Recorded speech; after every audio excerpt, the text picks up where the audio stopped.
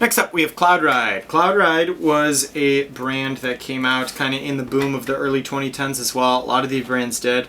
But when we look at their stuff, they do have this new Storm Chaser, this wheel, but it is, it's not a competitive downhill wheel. We're looking at, a small downhill wheel, 73 mil. On the cheap side, $60, 45 bucks on the Ozones, but there's other stuff in this price point that I would rather have. And this is the only shapes I can see besides they have these kind of clear thing, like icies, slushies, little guys right here. We've got a decent amount of wheels, but I literally can't think of a time that I've wanted to buy these wheels and can't think of a time that I will buy these wheels. Since they are kind of a forgettable wheel, I'm going to throw them in the D tier. Cloud Ride. Another newer wheel brand is going to be 88 Wheel Co. And I think this is one of the most interesting wheel brands out there right now. 88 Wheel Co., their big thing that kind of sets them apart, I think, is where they're manufactured. They are manufactured in China, which doesn't mean they're of, low quality. You could have something made in the States or made in Europe that is low quality as well. It just depends on who's manufacturing them and all that kind of stuff. These seem to be extremely high quality. On Abuga's channel, 254 Downhill, he has spoken pretty highly of their products, whether it's the Mavericks, whether it's the, what are they called? Moonwalkers, their freeride wheels, as well as their newest one, I think they're the Mitch Thompson Pro, which is like a type of Maverick in a different formula. And the way that they're talked about, they wear fairly slow, but more importantly, they wear really evenly. And it seems like the formula is extremely dense in the sense that they don't break up. And when you look at the wear on like these Mavericks, or you look at the wear on, like Abuga was saying on his Mitch Thompson Pros, the white ones, it seems like they wear very nicely. They also seem to perform very well. I've skated these Moonwalkers and they feel very, very smooth. They're really nice. My only gripe is that they only have 3 shapes. They have a distance shape, it's fine. Then they have these 2 ones, and then soon they're gonna have the Mitch one. I will say, since this is only a 65 mil freeride wheel, I would like to see a slightly bigger freeride wheel. They'll probably come out with one soon. They're still a new brand. Also, they're on the more expensive side. When you look at like these Mavericks, they're 85 bucks. That's a pretty expensive wheel considering that you're not going to see people racing these. Maybe if the Mitches are 85 bucks, then that's going to be really good. 53 for a 65 mil wheel. That's kind of expensive for what that is. I think they're good wheels. I think they're really good. And I think they have some room to grow. I think if they do grow, they could even become that S tier brand considering their wear is so good and their performance is very good too.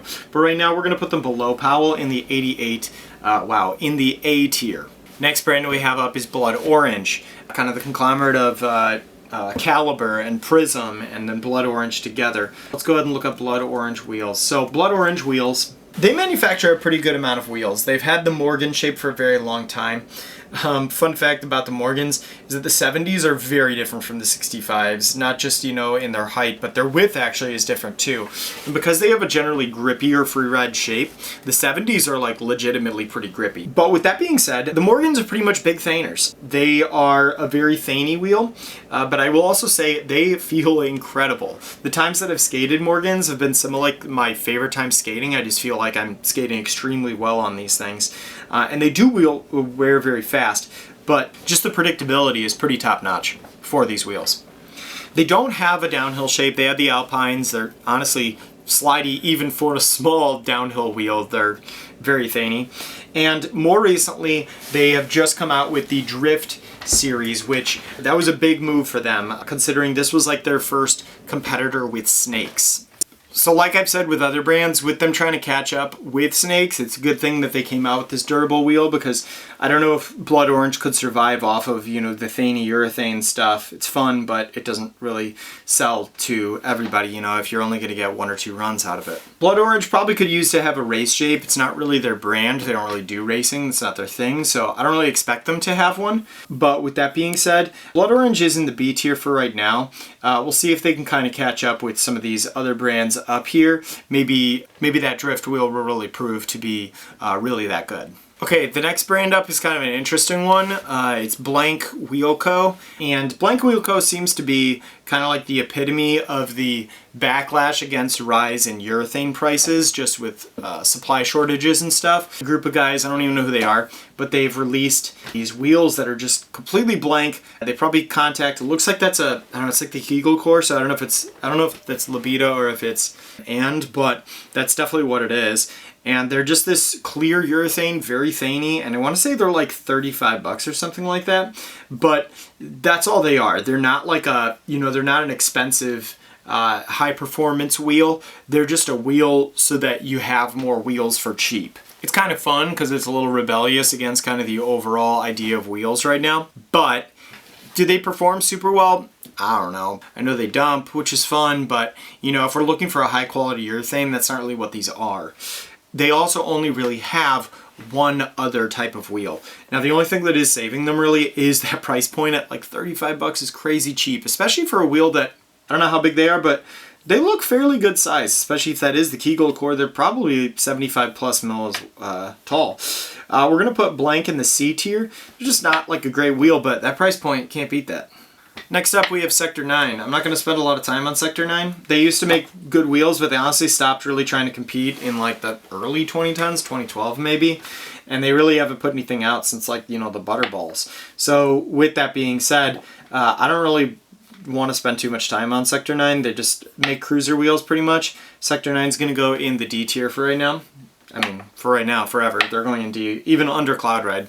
Next up, we have Quay. Quay is the Brazilian brand. I don't think there's any other Brazilian wheel companies. Quay's an interesting brand. They have pretty good marketing here. They've got a good amount of different wheels. They have, a small slide wheel. They have a race wheel. They have a thinny race shape. They have a medium-sized free ride wheel, the Steez, right? However, what I will say about them is that I have not really enjoyed my time on like Quay Killers. They're a pretty expensive wheel, $88. They're not as big as some of its competition. They're probably not going to have as high of a speed. And the slide is really what kills it for me. They're kind of choppy when you slide them. And I've heard people say you just have to have really, really, really good form, and I guess I just don't. But I have not felt super comfortable on them because of that. That is on their Powerthane. They do have a lot of Duros here, which I guess is saying something, but I have not been a huge fan of those. I also wasn't really a big fan of the Quay sliders, which are, they're really, really big slidey wheels.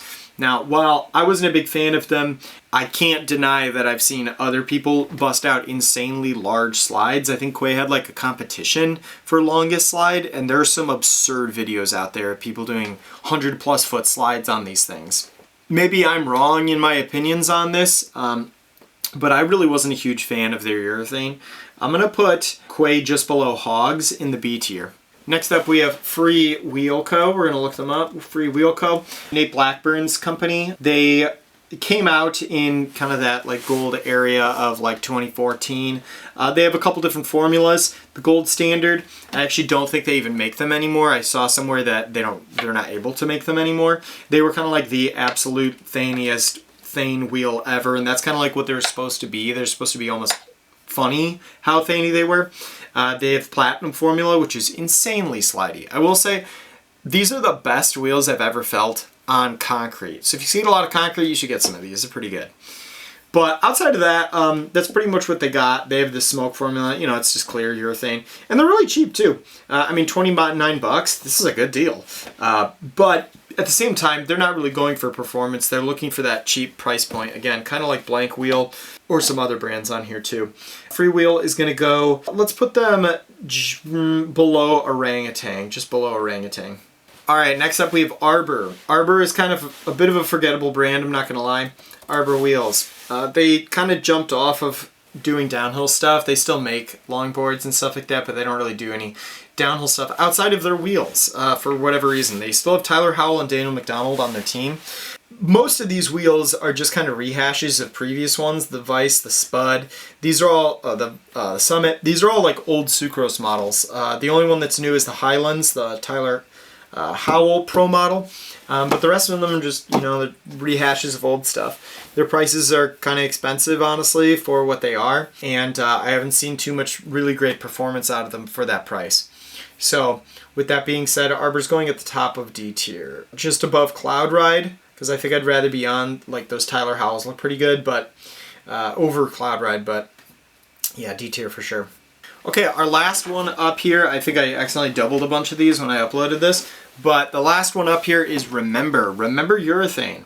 Remember wheels, they came out and are kind of like one of the first cheap wheel. They're kind of in the same group as Freewheel in that they're just extremely inexpensive. They do have a lot of different wheel models. They have small ones, they have bigger ones, they have like a cord freeride wheel. They've got that 70mm Optimo, and then they also have the Savannah Slamma, which I think is kind of like the poor man's K-Rimes. If you like K-Rimes, you like a wider freeride wheel that still slides a lot. Get one of those. Those are pretty good.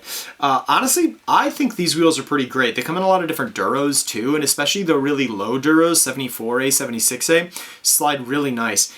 And when you look at these, they're pretty cheap. I mean, Hoots right here, 42 bucks. That's a pretty good price for a freeride wheel. Some people say that these wheels feel they feel cheap in the slide, kind of plasticky. I don't really agree with that. I haven't found that to be the case, but I know that other people feel that way about them. With Remember having a pretty decent moderate performance, fairly low cost, moderate durability too, forgot to mention that.